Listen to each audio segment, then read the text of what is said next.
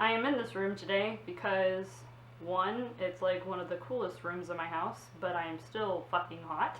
And two, the lighting is absolutely incredible in here. Why have I never made a video in here before? I don't know, but I look like I'm dead today. We're just gonna move past that. And three, this is the room that I keep all my crystals in.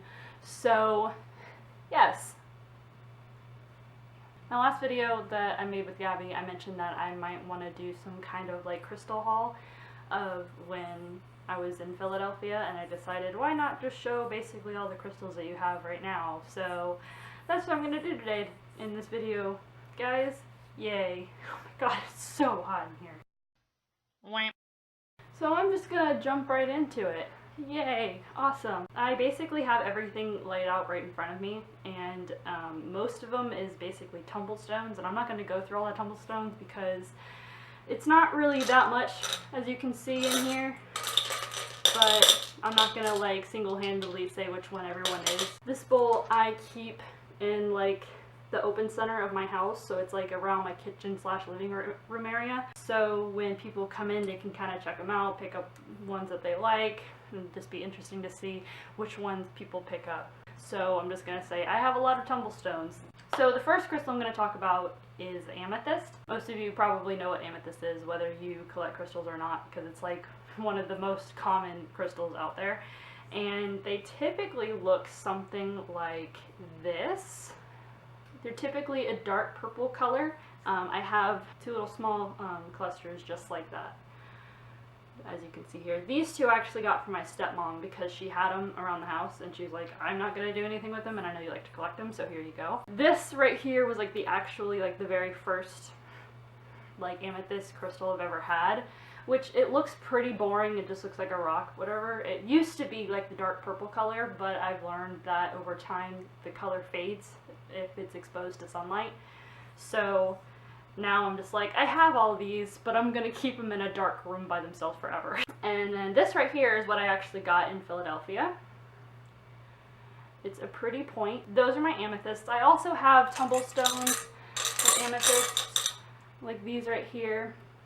The next one I'm going to talk about is quartz. I have a lot of quartz. First of all, I'll talk about this other piece that I got when I was in Philadelphia as well. Looks kind of like the amethyst I just showed you, but it's a little bit smaller, but it's a little bit more defined in its shape, and it's precious and I love it so much. I have these pieces right here as well. I had another one, but my neighbor's kid was just over and I was kind of watching him for a little bit, and I gave him a piece because he really liked it. If anything, I made a little tiny video with him just now, so that might be like next week's video, like bloopers or something, I don't know. So I have those points, and then I also have this one, but it's on a necklace, so I can wear it if I wanted to. It's a perfect length because it's like the center of my body, and clear quartz are really good for kind of clearing out negative energies and bringing in good energies and just keeping you centered. Oh my god, I'm so itchy today. Guys, listen, I forgot to take my medicine last night, so now I'm like dying right now. Isn't that great? Please bear with me for this video. Thanks. The next quartz I have is this cluster, which I absolutely love. It's attached to a large piece of rock, which apparently makes the value of quartz or any kind of stone go down dramatically, but I bought this particular one because it had the rock on it. I don't know why, I feel like it was like the ugly duckling of the pieces that they had at this store, because this is like the only one that really had a rock attached to it, and I just really appreciate it, and it was also cheaper than most of them. Anyway, this quartz that I'm showing you is a quartz, but it has a little bit of a pink hue to it, and it's called a rose quartz, and it's in the shape of a heart. It's precious. It's also supposed to give you a lot of clearing with energies, but it's also supposed to bring like love and balance and peace to yourself and others around you. Again, I also have other pieces in here, like this is a rose quartz tumblestone. This one is a snow quartz, which is basically just white. I have a clear quartz in here, which is just a tumblestone. So those are my quartz. I have two palm stones, these right here. This is obsidian, which is one of my two favorite crystals that I have. It's actually volcanic glass, so it's very thin, and me being clumsy, I kind of just leave it on a counter at all times. And this right here is blue aragonite, and it's actually good with calming when swollen for someone who has anxiety. I actually use this a lot. I usually carry this on me. Next, I have this wand, pretty small. It is selenite. And selenite is actually pretty fragile. Holding it, it doesn't really seem like it is, but if it's put in water, it actually just turns really brittle and just falls to pieces. Most crystals are pretty okay with water. You can cleanse them by putting them in a bowl of water, letting them sit overnight in the moonlight or in the sunlight, doing other things, but I like to put them in water and let them sit in the moonlight, so I put them outside overnight. But selenite, you're supposed to really just not do anything with, because it kind of just falls apart with anything. So it's just nice to look at. This right here is sodalite, which is another one of my favorite crystals.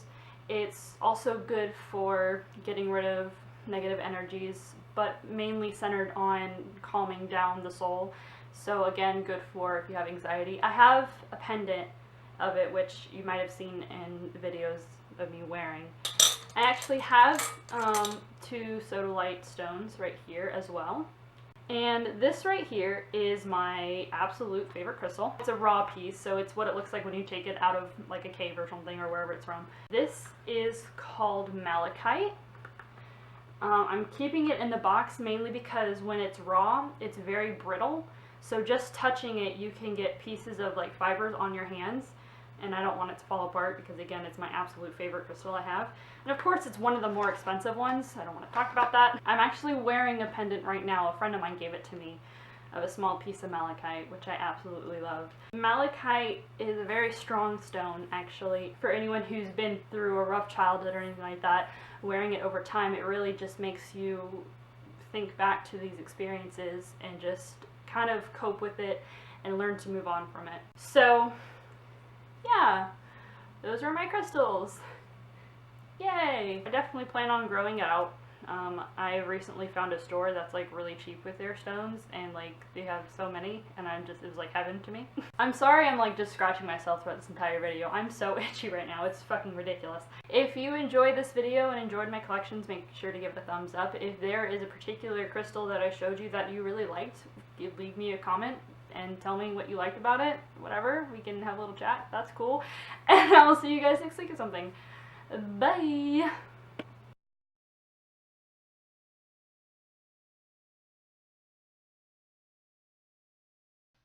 Wham.